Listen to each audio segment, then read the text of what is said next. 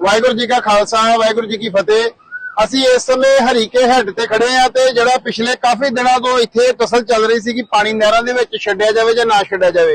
ਇਹ ਟਸਲ ਦਾ ਕਾਰਨ ਇਹ ਸੀ ਕਿ ਮਾਝੇ ਤੇ ਦੁਆਬੇ ਦੇ ਇਲਾਕੇ ਦੇ ਲੋਕ ਚਾਹੁੰਦੇ ਸਨ ਕਿ ਪਾਣੀ ਜਿਹੜਾ ਛੱਡਿਆ ਜਾਵੇ ਤਾਂ ਜੋ ਪਿੱਛੇ ਡਾਫ ਨਾ ਲੱਗੇ, ਪਰ ਹਥਾੜ ਦੇ ਇਲਾਕੇ ਦੇ ਲੋਕ ਇਸ ਦਾ ਵਿਰੋਧ ਕਰ ਰਹੇ ਸਨ। ਪਰ ਉਹਨਾਂ ਦੀ ਮੰਗ ਇਹ ਸੀ ਕਿ ਪਾਣੀ ਛੱਡਿਆ ਜਾਵੇ, ਪਰ ਪਹਿਲਾਂ ਰਾਜਸਥਾਨ ਵਾਲੀ ਨਹਿਰ ਦੇ ਵਿੱਚ ਫੁੱਲ ਕੈਪੈਸਿਟੀ ਨਾਲ ਛੱਡਿਆ ਜਾਵੇ। ਤਾਂ ਇਹ ਜਿਹੜੀ ਗਰਾਊਂਡ ਤੇ ਰਿਪੋਰਟਿੰਗ ਕਰਨ ਲਈ ਅਸੀਂ ਇਸ ਸਮੇਂ ਆਏ ਹਾਂ। ਮੈਂ ਕੈਮਰਾਮੈਨ ਨੂੰ ਕਹਾਂਗਾ ਕਿ ਸਭ ਤੋਂ ਪਹਿਲਾਂ ਰਾਜਸਥਾਨ ਫੀਡਰ ਦੇ ਗੇਟ ਦਿਖਾਏ ਜਾਣ। ਇਹ ਰਾਜਸਥਾਨ ਫੀਡਰ ਦੇ ਗੇਟ ਤੁਸੀਂ ਦੇਖ ਸਕਦੇ ਜੇ ਕਿ ਸਿਰਫ 1 ਫੁੱਟ ਚੁੱਕੇ ਹੋਏ ਨੇ ਤੇ ਇਹਦੇ ਕੁੱਲ 8 ਗੇਟ ਨੇ। ਦੂਜੇ ਪਾਸੇ ਸਰਹੰਦ ਫੀਡਰ ਦੇ 6 ਗੇਟ ਨੇ ਤੇ 6 ਦੇ 6 ਗੇਟ 8 ਫੁੱਟ ਚੁੱਕੇ ਹੋਏ ਨੇ। ਸੋ ਜੇ ਇੱਥੇ ਬਹਾਨਾ ਇਹ ਮੰਨਿਆ ਜਾਵੇ ਕਿ ਗੇਟ ਚੁੱਕਣ ਦੇ ਨਾਲ ਪਾਣੀ ਛੱਡਣ ਦੇ ਨਾਲ ਨਹਿਰ 'ਚ ਸਿਲਟ ਜੰਮਦੀ ਆ ਤਾਂ ਕੀ ਪੰਜਾਬ ਦੀਆਂ ਨਹਿਰਾਂ 'ਚ ਸਿਲਟ ਜੰਮਣ ਦਾ ਕੋਈ ਖਤਰਾ ਨਹੀਂ? ਤੇ ਜੇ ਨਹੀਂ ਜੰਮਦੀ ਤਾਂ ਫਿਰ ਰਾਜਸਥਾਨ ਦੀ ਨਹਿਰ ਜਿਹਦੀ ਅਸਲ ਕੈਪੈਸਿਟੀ ਜਿਹੜੀ ਆ 12000 ਕਿਊਸਿਕ ਤੋਂ ਵੱਧ ਆ, ਉਹਦੇ 'ਚ ਪਾਣੀ ਕਿਉਂ ਨਹੀਂ ਛੱਡਿਆ ਜਾ ਰਿਹਾ? 8 ਫੁੱਟ ਦੇ ਵਿੱਚੋਂ ਸਿਰਫ 1 ਫੁੱਟ ਜਿਹੜੇ ਆ ਇਹ ਗੇਟ ਚੁੱਕੇ ਗਏ ਨੇ ਤੇ ਦੂਜੇ ਪਾਸੇ ਪੰਜਾਬ ਦੇ ਇਲਾਕੇ 'ਚ ਜਾਣ ਵਾਲੀ ਨਹਿਰ ਦੇ ਗੇਟ ਪੂਰੇ 8 ਫੁੱਟ ਚੁੱਕੇ ਹੋਏ ਨੇ।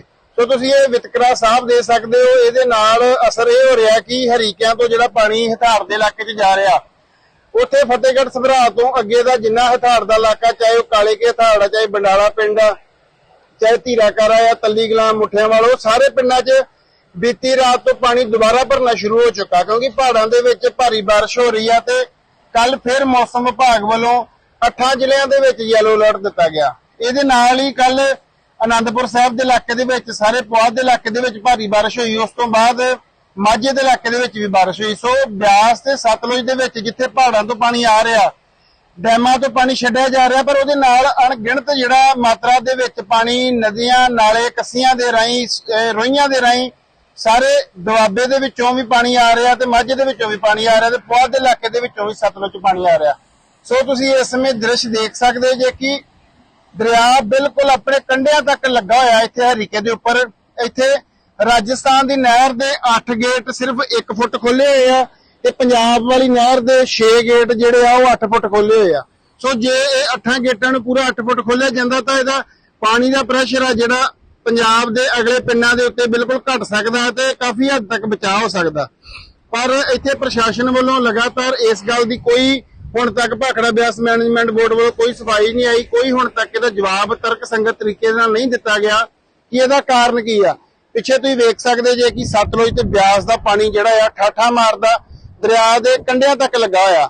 ਇੱਥੋਂ 2 ਨਹਿਰਾਂ ਨਿਕਲਦੀਆਂ ਨੇ, ਇੱਕ ਸਰਹੰਦ ਫੀਡਰ ਤੇ ਦੂਸਰੀ ਰਾਜਸਥਾਨ ਫੀਡਰ, ਤੇ ਸਾਹਮਣੇ ਇਹਦੇ 31 ਫਲੱਡ ਗੇਟ ਨੇ ਜਿਹੜੇ ਕਿ ਬਹੁਤ ਜ਼ਿਆਦਾ ਪਾਣੀ ਆਉਣ ਤੇ ਫਿਰੋਜ਼ਪੁਰ ਦੇ ਇਲਾਕੇ ਵੱਲ ਨੂੰ ਖੋਲੇ ਜਾਂਦੇ ਨੇ, ਜਿੱਥੋਂ ਇਹ ਪਾਣੀ ਫਿਰੋਜ਼ਪੁਰ, ਹਸੈਣੀ ਵਾਲਾ ਤੋਂ ਹੁੰਦਾ ਹੋਇਆ ਫਜ਼ਿਲਕਾ, ਜਲਾਲਾਬਾਦ ਰਹੀ ਪਾਕਿਸਤਾਨ ਦੇ ਵਿੱਚ ਦਾਖਲ ਹੁੰਦਾ ਆ। ਸੋ ਇਸ ਸਮੇਂ ਜਿਹੜੇ ਸਭ ਤੋਂ ਪਹਿਲਾਂ ਸ਼ੁਰੂਆਤ ਕਰਦੇ ਆ ਇੰਦਰਾ ਗਾਂਧੀ ਕਨਾਲ ਤੋਂ। ਇਹਦੇ ਟੋਟਲ 8 ਗੇਟ ਨੇ ਤੇ ਇੱਕ ਗੇਟ ਦੀ ਜਿਹੜੀ ਚੜਾਈ ਆ ਉਹ ਤਕਰੀਬਨ 8 ਮੀਟਰ ਦੇ ਕਰੀਬ ਆ। ਸੋ ਇਹਦੇ 8 ਗੇਟ ਨੇ, ਇੱਕ ਗੇਟ ਜਿਹੜਾ 8 ਫੁੱਟ ਤੱਕ ਖੁੱਲ ਸਕਦਾ ਆ। ਸੋ ਇਸ ਨਹਿਰ ਦਾ ਜਿਹੜਾ ਗੇਟ ਆ ਸਿਰਫ 1 ਫੁੱਟ ਖੋਲੇ ਗਏ ਨੇ, ਯਾਨੀ ਕਿ ਆਪਣੀ ਅਸਲ ਸਮਰੱਥਾ ਤੋਂ 8 ਗੁਣਾ ਘੱਟ ਪਾਣੀ ਇਹਦੇ ਵਿੱਚ ਛੱਡਿਆ ਜਾ ਰਿਹਾ, ਜੋ 2000 ਕਿਊਸਿਕ ਪਾਣੀ ਸਿਰਫ ਕਿਹਾ ਜਾ ਰਿਹਾ ਕਿ ਇਹਦੇ ਵਿੱਚ ਛੱਡਿਆ, ਜਦੋਂ ਕਿ ਅਸਲ ਸਮਰੱਥਾ ਇਹਦੀ 12000 ਕਿਊਸਿਕ ਤੋਂ ਵੱਧ ਆ। ਸੋ ਤੁਸੀਂ ਵੇਖ ਸਕਦੇ ਜੇ ਕਿ ਇਹਦੇ 8 ਦੇ 8 ਗੇਟ ਸਿਰਫ 1 ਫੁੱਟ ਖੋਲੇ ਗਏ ਨੇ, ਜਿਹਦੇ ਕਾਰਨ ਇਹਦੇ ਵਿੱਚ ਜਿੰਨਾ ਪਾਣੀ ਜਾਣਾ ਚਾਹੀਦਾ ਨਹੀਂ ਜਾ ਰਿਹਾ। ਤੁਸੀਂ ਇਸ ਪਾਸੇ ਦੇਖ ਸਕਦੇ ਜੇ ਕਿ ਇਸ ਨਹਿਰ ਦਾ ਪੱਧਰ ਸਰਹੰਦ ਫੀਡਰ ਦੇ ਨਾਲੋਂ ਕਰੀਬ 10 ਫੁੱਟ ਘੱਟ ਆ, ਜਿੱਥੇ ਸਰਹੰਦ ਫੀਡਰ ਪੂਰੀ ਕੰਢਿਆਂ ਤੱਕ ਭਰ ਕੇ ਚੱਲ ਰਹੀ ਆ। ਇੰਦਰਾ ਗਾਂਧੀ ਕਨਾਲ ਰਾਜਸਥਾਨ ਫੀਡਰ ਦੇ ਕੰਢੇ ਸਾਫ਼ ਜਿਹੜੇ ਨੰਗੇ ਨਜ਼ਰ ਆ ਰਹੇ ਨੇ। ਆਓ ਹੁਣ ਤੁਹਾਨੂੰ ਦੂਸਰੀ ਨਹਿਰ ਵੱਲ ਲੈ ਕੇ ਚੱਲਦੇ ਆ ਜਿਹੜੀ ਕਿ ਇਸੇ ਹੀ ਥਾਂ ਤੋਂ ਨਿਕਲਦੀ ਆ। ਸਰਹੰਦ ਫੀਡਰ ਦੇ ਗੇਟਾਂ ਤੇ ਖੜੇ ਆ, ਜਿਹੜੇ ਤੁਸੀਂ ਦੇਖ ਸਕਦੇ ਜੇ ਕਿ ਸਕੇਲ ਦੇ ਉੱਤੇ 8 ਫੁੱਟ ਜਿੱਥੇ ਲਿਖਿਆ ਹੋਇਆ ਉਹ 8 ਫੁੱਟ ਤੱਕ ਹੀ ਖੋਲੇ ਹੋਏ। ਸੋ ਇਹਦੇ ਟੋਟਲ 8 ਗੇਟ ਨੇ ਜਿਹੜੇ 8 ਮੀਟਰ ਦੇ ਕਰੀਬ ਚੌੜੇ ਨੇ ਤੇ ਇੰਦਰਾ ਗਾਂਧੀ ਕਨਾਲ ਦੇ 8 ਗੇਟ ਨੇ ਤੇ ਸਰਹੰਦ ਫੀਡਰ ਦੇ 6 ਗੇਟ ਨੇ।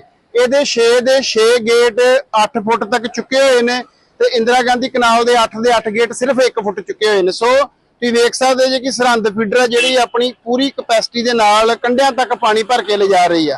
ਸੋ ਇਸ ਚੀਜ਼ ਦੇ ਉੱਪਰ ਪੰਜਾਬ ਦੇ ਲੋਕਾਂ ਵੱਲੋਂ ਇਤਰਾਜ਼ ਉਠਾਉਣਾ ਜਾਇਜ਼ ਆ, ਕਿਉਂਕਿ ਜਿਹੜਾ ਪਰਸੋਂ ਇੱਥੇ ਕਨਫਲਿਕਟ ਪਿਛਲੇ 2 ਦਿਨਾਂ ਤੋਂ ਚੱਲ ਰਿਹਾ ਸੀ, ਉਹਦੇ ਵਿੱਚ ਕਨਫਲਿਕਟ ਦੇ ਵਿੱਚ 2 ਧਿਰਾਂ ਇੱਥੇ ਬੈਠੀਆਂ ਸਨ। ਇੱਕ ਤੇ ਰੋਸ ਸੀ ਜਿਹੜੀ ਕਹਿ ਰਹੀ ਸੀ ਕਿ ਜਿਹੜੇ ਹਰੀਕੇ ਦੇ ਫਲੱਡ ਗੇਟ ਖੋਲੇ ਜਾਣ ਤਾਂ ਜੋ ਮਾਝੇ ਤੇ ਦੁਆਬੇ ਦਾ ਇਲਾਕਾ ਬਚ ਸਕੇ, ਤੇ ਦੂਜੀ ਧਿਰ ਦਾ ਇਹ ਕਹਿਣਾ ਸੀ ਕਿ ਹਰੀਕੇ ਦੇ ਫਲੱਡ ਗੇਟ ਖੋਲਣ ਤੋਂ ਪਹਿਲਾਂ ਇੰਦਰਾ ਗਾਂਧੀ ਕਨਾਲ ਦੇ 8 ਦੇ 8 ਗੇਟ ਖੋਲੇ ਜਾਣ।